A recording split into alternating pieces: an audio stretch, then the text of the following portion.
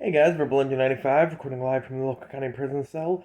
Before we get started, I do want to point out that yes, I've seen Aizen versus Madara, and yes, I know the next fight is, now if you don't want spoilers, Saitama versus Popeye. Um, I will not be doing a video on Saitama versus Popeye. Not necessarily because I believe that it's going to be a joke episode. Because I do believe they fully intend to take Popeye serious, like to use Popeye as a serious character, and I do think that they intend to because like Popeye isn't like, yes, it's a cartoon and it's comedy and whatnot, and like it's meant not, but I do think that like, okay, when Popeye lifts something, he's supposed to be strong enough to lift it. Like, yes, it's cartoon physics, but or Toon Force or whatever, but it is like, you know what I mean? He can claim to be that strong. So my issue isn't that, like, I don't think this is a joke fighter, that Saitama's like a joke character. Um and I'm not going to use that stupid thing that it's like, oh, well, it's a parody, so it's not meant to be taken. One Punch Man has clearly evolved more so than just what it's parodying. It's become a serious show that is funny, but like it has its own world building. Just because it's a parody of Western superheroes being OP doesn't mean that it's the characters aren't supposed to be meant taken seriously. We've had two One Punch Man characters in Death Battle already.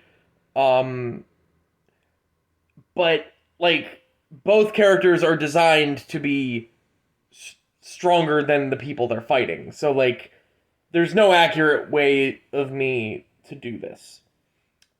Instead, I'm going to do a completely unrelated fight just so that I can say that I did uh, one of my own videos this week. Because I haven't done that in like a month. And what better type of fight to have when we're on the when in a few weeks we'll have a fight of two completely inhuman, insane characters, than a fight involving two mildly unrealistic but ultimately very human, very grounded in real life characters. That fight we're going to do today is going to be James Bond versus Jason Bourne. Now, this is a bit of a subject to tackle because, for those of you who don't know, well, I'm, first of all, I am an American. I was born in the United States, but my half of my family is actually from England, and this is a bit of contention here. Aside from that, like, there's been, what, 3 or 4 Bourne movies, and there's been 50 plus, like, I don't know, 50 plus. There's been 50 plus books, but there's been, dozens of James Bond movies, or at least James Bond properties, so there's a lot to go through, and I didn't. So, yeah. So, for those of you who don't know, James Bond is an agent of MI5, I believe, right? MI5? Or is it... No, MI6 is made up. He's an agent of MI5. Where he is well, I mean, do I have to introduce James fucking Bond to anyone?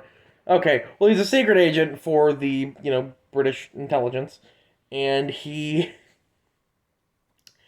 is famous for having multiple different tropes. He is a notorious womanizer, a notorious drinker, very good gambler, very good marksman, very good fighter, and he also does a lot with the gadgets and whatnot, and he's known for, doing, like, the completely impossible, ridiculous, cases of that any other secret agent really should not be able to do. Such as, like his villain is rogues gallery is filled with, the absurd supervillains that you would expect to see in comic books, not in movies that are books or movies meant to be an accurate and experienced depiction of espionage. So you get things like, the guy trying to buy all of the gold in the world and, buy Fort Knox to invalidate all the rest of the world's gold, or to point a laser at the White House to try to take over the world or whatnot, things like that. And then you get the guys who, have metal teeth and lift cars and fall from space stations into Earth and survive. So, yeah. And after 50 plus years of that, now not 50 years chronologically, there's this kind of thing where he doesn't really, age, and none of the stuff he uses ages, or he never acknowledges the time period he's in or anything. It's one of those characters. So though we can't really say that he is X number of years old, we can look at things and say, the character is meant to be this incredibly seasoned, experienced, veteran of a character. And with all of these crazy things that he's done, you can't really dispute it. A lot of it has to do with the gadgets. Now, I could literally spend an entire video just naming and describing every James Bond gadget. And I would miss like 90% of them. But I'm not going to do that because with no prep time, we can't really use the gadgets. So that pretty much establishes, okay, what? He's got a silenced pistol. He's got, that's about all he carries on him. And the communicator. That's really all, a radio and a gun. Right? That's pretty much all he carries with him at all times. But yeah, he is one of the, I can't say one of the, he is the, tantamount, just, like, quintessential secret agent. If anyone else ever existed, they wanted to be this guy.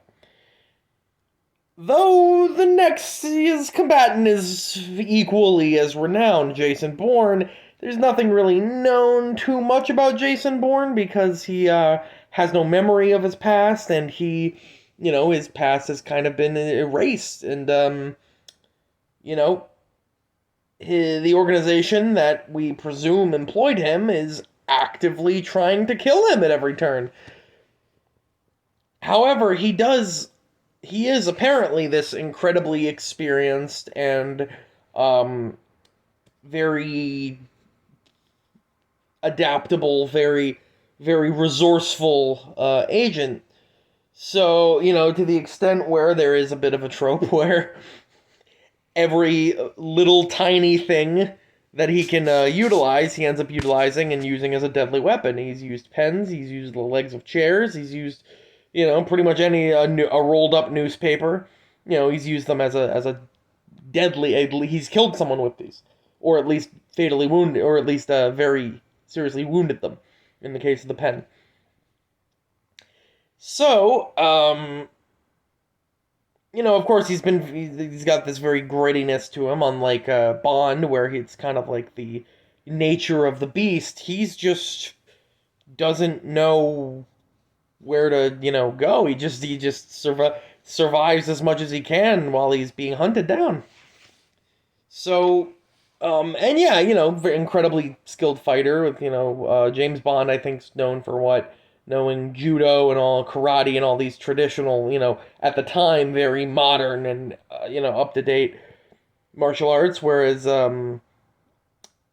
Jason Bourne knows what? Kali and, all these, like, close quarters combat, CQC martial arts, and is also a more adept modern agent using, but again, knows how to do the legwork and knows how to keep himself hidden. So how do I think this fight would go? Well, again, and I've said this before, I've said this in my, I did the John Wick versus Agent 47, I've done a lot of human character fights. Um, the issue with a fight like this, it's not an issue necessarily, but when you look at a fight like this, the devil is really in the details. Because when you're stripped down to like human versus human, the tiniest little differences determine the entire fight, right? In the case of these two, now you can probably point out some specific feat that like gives them both, some measure of strength, but really I think this boils down to reputation and tendency, because that is the most consistent factor to both of these characters is the reputation and the tropes and the tendency for them to be in certain situations and be out of certain situations. And in this case, and I hate this, pains me to say this, I might have to give it to Bourne. And here's my reasoning. Bond has this incredible, like insane just repertoire and amount of experience that would easily, I think, by itself, in a vacuum, give him the fight. However, most of his surviving those encounters have to do with either the, prep work and the, assist from Q and whatnot, and being given, specifically the gadgets he would need for the scenario, and the rest of it's kind of just blind luck, just blatant, and willpower. Like, he's just happens to survive the unsurvivable.